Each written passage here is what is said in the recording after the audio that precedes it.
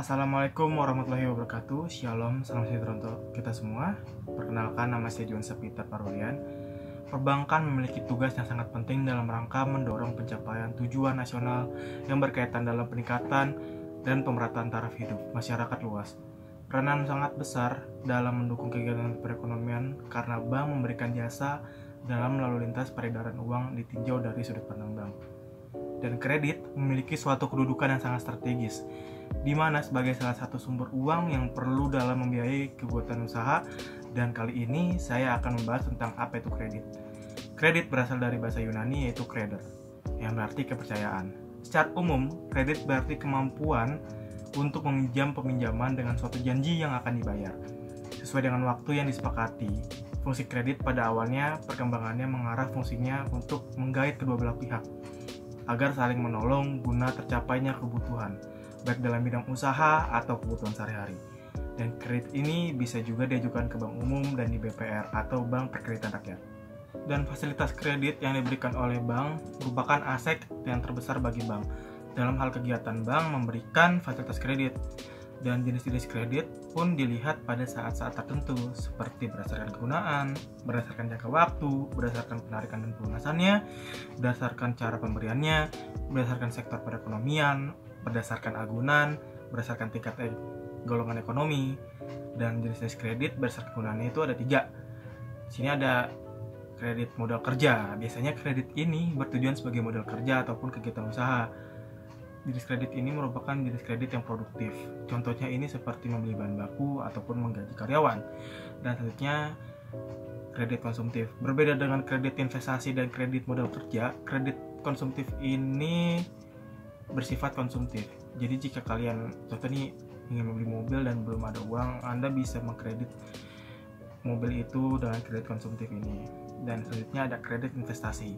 Dan kredit investasi ini biasanya untuk kegiatan investasi, contohnya membangun perusahaan, membeli peralatan untuk perusahaan, itu masuknya ke kredit investasi. Selanjutnya di sini ada jenis kredit berdasarkan waktu. Untuk kredit jangka pendek itu kurang dari setahun, kredit jangka menengah itu selama 3 tahun, kredit jangka panjang itu 5 tahun bahkan bisa lebih dari 5 tahun.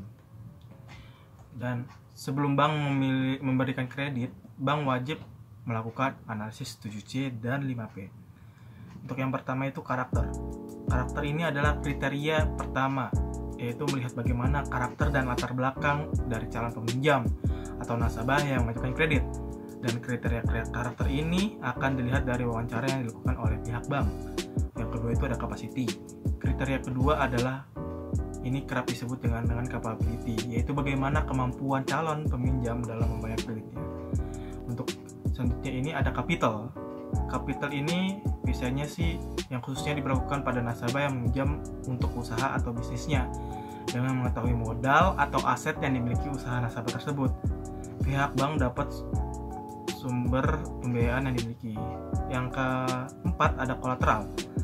Nah, kolateral ini adalah modal yang dimiliki calon peminjam yang khususnya diberlakukan kepada nasabah yang meminjam untuk usaha atau bisnisnya. Dengan mengetahui modal atau aset yang dimiliki oleh nasabah tersebut, pihak bank dapat sumber pembiayaan yang dia miliki.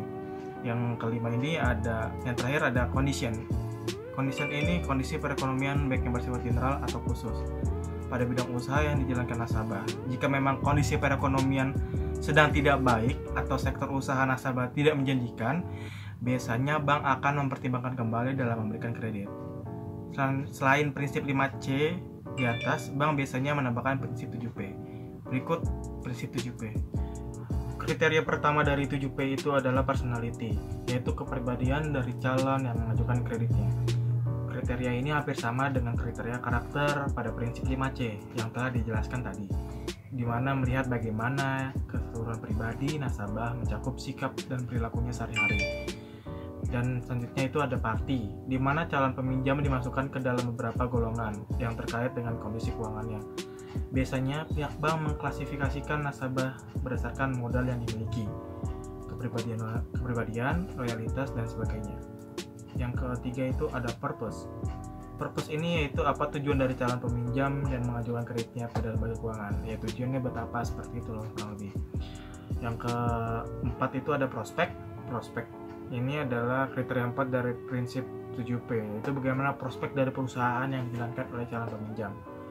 Kelima ini ada payment, yaitu kriteria ini yang bertujuan mengukur bagaimana kemampuan bayar dari calon peminjam. Keenam itu ada profitability, di mana pihak bank melihat bagaimana kemampuan calon peminjam ini menghasilkan keuntungan ataupun laba. Yang terakhir ini adalah kolateral. Nah, kolateral ini juga mengacu pada jaminan yang diberikan oleh calon peminjam. Oke, dan yang terakhir ini ada tingkatan skor kredit di sistem layanan informasi keuangan. Biasanya ini menilai gitu tingkat kolektabilitas ataupun kelancaran peminjam ataupun kreditur di suatu bank. Apakah dia lancar, apakah dia dalam perhatian khusus, seperti itu. Oke, yang pertama itu ada kolektabilitas 1, yaitu lancar. Jadi ini apabila debitur selalu membayar pokok dan bunga tepat waktu nih, perkembangan rekening baik, tidak ada tunggakan seperti yang lain-lain gitu, serta sesuai dengan persyaratan kredit. Nah, yang kedua ada dalam perhatian khusus. Nah, ini biasanya nih kreditur ataupun yang mengajukan kredit ini udah mulai nunggak-nunggak nih. Dan biasanya ini antara 1 sampai 90 hari. Dan yang ketiga ini ada kolektabilitas 3. Apabila debitur menunggak pembayaran pokok dan atau bunga antara 91 sampai 120 hari. Dan yang keempat itu ada kolektabilitas diragukan. Keempat, apabila debitur ini menunggak pembayaran pokok atau bunga antara 121 sampai 180 hari. Dan yang terakhir ini ada yang paling parah itu adalah kolektabilitas 5, yaitu udah benar-benar macet, di mana debitur ini menunggak pembayaran pokok dan bunganya itu lebih dari 180 hari. Biasanya kalau udah 5 ini biasanya bank akan langsung ke rumahnya, seperti itu.